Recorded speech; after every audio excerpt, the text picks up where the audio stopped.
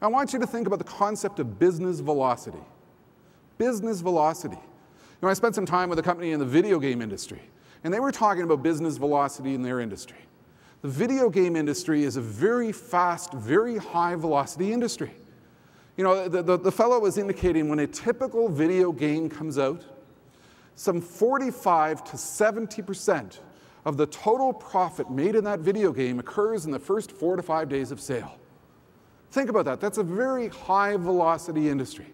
And the customer is engaged in a different way, the customer is marketed to in a different way, but increasingly, the customer is driven by very high rates of velocity.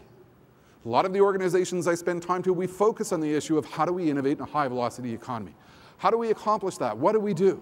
How do we transition quickly in terms of what we're producing, in terms of what we're marketing, in terms of what we're taking to the customer? I was in New York City in September with the Reader's Digest Food and Entertainment Group, the publishers of Every Day with Rachel Ray.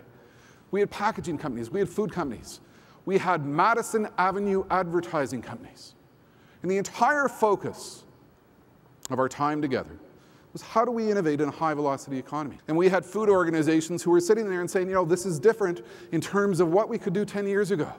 10 years ago, we were slow, we were ponderous, we didn't respond quickly to a change in economic circumstances. What we need to do now was the focus of their conversation. What we need to do now is we need to make sure that we're changing our branding, we're changing our marketing, we're coming out with new products which are going to appeal to the likely reality that consumers are going to spend more time at home. That they will be spending more time at home and spending less time perhaps in restaurants. We're going to reformulate our message. We're going to reformulate our brand. We're going to come out with new products which are comfort-driven, because during a recessionary time, people are seeking comfort. The entire focus of that industry conference was how do we innovate faster? High velocity change.